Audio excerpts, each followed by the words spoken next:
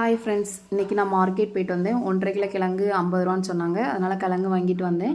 ஒரு கிழங்கு போதும்னு சொல்லிட்டு ஈவினிங் ஸ்நாக்ஸ்க்குன்னு எடுத்துகிட்டு அதை 3 துண்டாக கட் பண்ணி தோலை எடுக்க ஆரம்பிச்சிட்டேன். தோலை 3க்குமே மெதுவாக தான் எடுக்க முடியும், ஹார்டாக இருக்கும்.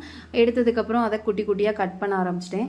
அதை 3 கிழங்குமே குட்டி குட்டியாக கட் பண்ணி எடுத்ததுக்கப்புறம் நல்லா குட்டியாக கட் பண்ணால் தான் சீக்கிரமாக வேகும்.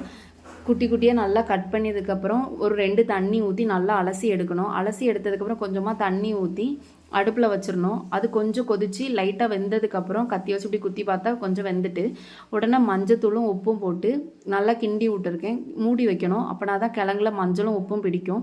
பிடிச்சதுக்கப்புறம் கொஞ்ச நேரம் கழித்து எடுத்து பார்த்தேன், மூடி திறந்து பார்த்தேன். கொஞ்சம் வெந்துட்டு இது போதும், இந்த வெந்தது காணும் அப்படின்னு சொல்லிட்டு தண்ணி இருத்துடலாம் அப்படின்னு சொல்லிட்டு தண்ணி இருக்க ஆரம்பிச்சாச்சு.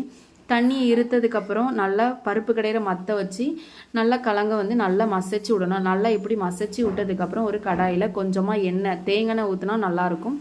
தேங்காய் ஊற்றி கடுகு வத்தல் நல்லா கிண்டி விட்டதுக்கப்புறம் குட்டி குட்டியாக வெட்டி வச்சுருக்கிறேன் சின்ன வெங்காயம் அதையும் போட்டு நல்லா கிண்டி விட்டாச்சு. அரைச்சி வச்சுக்கிற தேங்காய் கூட ஜீரகமும் போட்டிருக்கேன். அதையும் நல்லா பரப்பரன்னு அரைச்சி அதையும் கொட்டி நல்லா கிண்டி விடணும்.